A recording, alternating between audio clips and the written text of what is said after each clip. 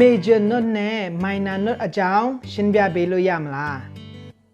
ဟုတ်ကဲ့ပါအခုကျွန်တော်အားလုံးကို major note နဲ့ minor note နဲ့ပတ်သက်တဲ့အကြောင်းအရာတွေကို sharing ပေးသွားမှာဖြစ်ပါတယ်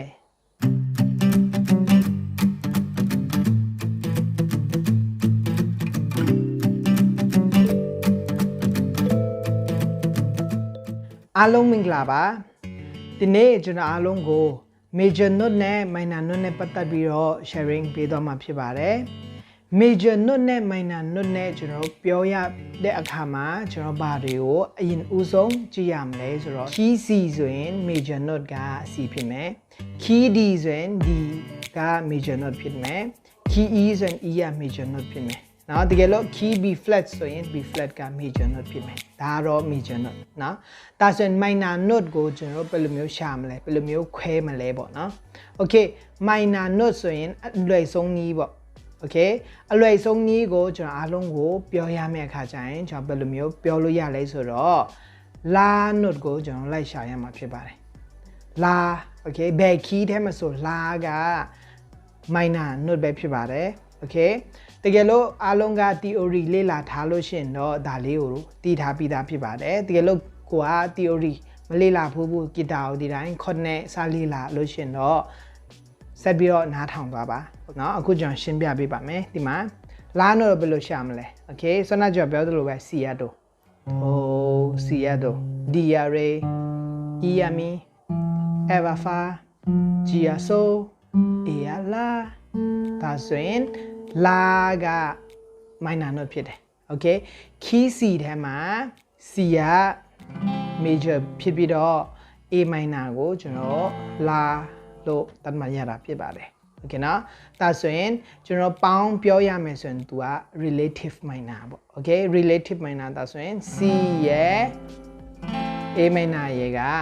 relative ဖြစ်တယ် C က major note ဖြစ်တယ်ပြီးရင် A က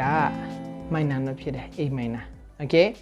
ဒါကြောင့်မို့လို့လဲပါတယ်ကျွန်တော်တို့ key family ထဲမှာလေ okay family chord ထဲမှာဘယ်လိုရှိလဲဆိုတော့ဒီမှာအဓိက note က3ခုရှိမယ်အဓိက major note က okay C F ပြီးရင် G ဒါ major key ပြီးရင် F ဆိုရင်ဆွမ်းနာလိုမျိုးပဲ F key F လို့ပြောလိုက်ပြီဆိုရင် F က major note ဖြစ်သွားပြီเนาะ do လို့ထားလိုက် okay အခုကလောလောဆယ် F က key C ထဲမှာရှင်းသွား fa ဖြစ်တယ်ဒါပေမဲ့လောလောဆယ်အဲ့ဒါကိုအရင်ဖယ်ထားလိုက် F ကိုကျွန်တော်တို့ major เนาะသူ့ရဲ့ key ထဲကိုရှာကြည့်မယ် key F ဆိုပါဆို key F ဆိုရင် F က do ဟုတ်ပြီเนาะ do က F re က G mi က A fa က B flat so က C ပြီးရင် la က D ဖြစ်ပါတယ်ဒါဆိုရင် key F ထဲမှာ F က do note ဖြစ်ပြီးတော့ D က la note ဖြစ်မယ်ဒါဆိုရင် do ပြီးရင် la ဒါတော့ key F ထဲမှာရှိတဲ့ minor note ဖြစ်တယ် okay key F မှာဆိုရင်သူ့ရဲ့ relative minor D minor ဖြစ်မယ် okay ဒါဆိုရင် G ကိုသွားမယ်ဘာဖြစ်လဲဆိုတော့ key C ထဲမှာ C F G ပါလို့အခုကျွန်တော် G ကိုဆက်ရှင်းပြပေးမယ်เนาะ G ဆိုရင် G ရ do A ရ re ပြီးတော့ B ရ mi C ရ fa D ရ so E ရ la ဒါဆိုရင် la က E key G ထဲမှာ G ရ do ဖြစ်မယ် E က la do la okay ဒါဆိုရင် key G ရဲ့ do က G ဖြစ်တယ်ပြီးရင် la က E minor ဖြစ်မယ်เนาะ do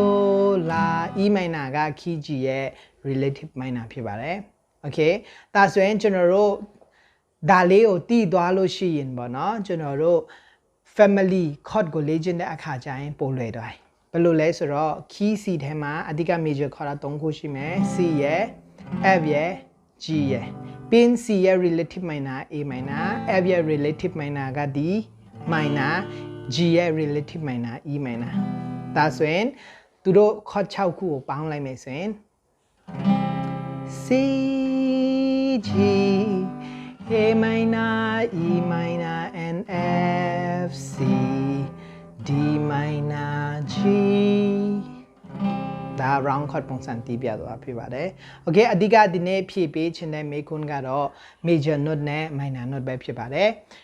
major note ကိုလွယ်လွယ်နဲ့မှတ်မယ်ဆိုရင် do လို့မှတ်ပါ minor note ကို la လို့မှတ်ပါ Okay ဒါလေးကိုကျွန်တော်တို့မှတ်ထားလို့ရှိရင်ကျွန်တော်တို့ဂီတာပေါ်မှာရှာလို့လည်းအဆင်ပြေပါပြီတီးလို့လည်းအဆင်ပြေပါပြီเนาะ Okay ဒါဆိုရင်အခုကျွန်တော်ဒီ major နဲ့ minor အကြောင်းကိုပြောပြပြီးသွားပြီဆိုတော့အားလုံးနားမလဲတာရှင် comment မှာထပ်ပြီးတော့မေးလို့ရပါတယ်ဒီဗီဒီယိုကိုအဆုံးထိကြည့်ပေးတဲ့အတွက်လည်းကျေးဇူးအများကြီးတင်ပါတယ်တကယ်လို့ဒီဗီဒီယိုကအားလုံးအတွက်အကျိုးရှိတယ်ဆိုရင်ဒီဗီဒီယို share ပေးဖို့တောင်းဆိုချင်ပါတယ်အားလုံးကိုကျေးဇူးတင်ပါတယ်ခင်ဗျာ